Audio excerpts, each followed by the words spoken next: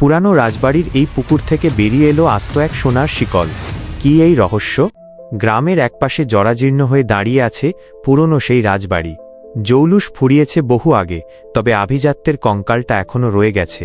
গ্রামবাসী মিলে ঠিক করল রাজবাড়ি আর সামনের বিশাল দিঘিটা পরিষ্কার করবে, যাতে বাইরের পর্যটকদের কাছে জায়গাটা দর্শনীয় হয়ে ওঠে। বিশাল দিঘি, বছরের পর বছর কচুরি পানায় ঢাকা। পাম্প বসিয়ে জল সেচে যখন কাদা বের করা হলো, তখন চারদিকে পচা পাঁকের গন্ধ। রাজবাড়ির বর্তমান শরিকদের থেকে অনুমতি নিয়ে একদল লেবার নামানো হলো কাদা কাটার জন্য। কাজ চলছিল ঠিকঠাকই, কিন্তু তৃতীয় দিনের মাথায় ঘটল সেই অদ্ভুত কাণ্ড। রহমত মিস্ত্রির কোদালটা কাদার গভীরে গিয়ে কড়াত করে একটা ধাতব শব্দ করল। ভাবল হয়তো পুরনো কোনো পাথর, কিন্তু মাটি সরাতেই তার চোখ কপালে উঠল। চকচকে সোনালি আভা। কাদা পরিষ্কার করে দেখা গেল ওটা কোনো সাধারণ চেন নয়, হাতির গলার বিশাল এক শিকল। রাজাদের আমলে প্রিয় হাতিদের সোনার শিকল পরানো হতো। হয়তো কোনো এক স্নানযাত্রার সময় শিকলটা ছিঁড়ে কাদার গভীরে তলিয়ে গিয়েছিল।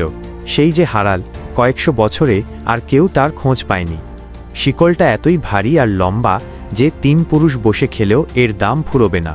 রহমতের বুক কাঁপতে লাগল। সে চাইল চুপি চুপি ওটা সরিয়ে ফেলতে, কিন্তু কাদামাখা ওই সোনার ঝিলিক লোকানো যায় না। পাশের দুজন লেবারও দেখে ফেলল। ব্যাস, শুরু হয়ে গেল কাড়াকাড়ি। এটা আমি পেয়েছি, না আমি মাটি সরিয়েছি, আমারও ভাগ আছে।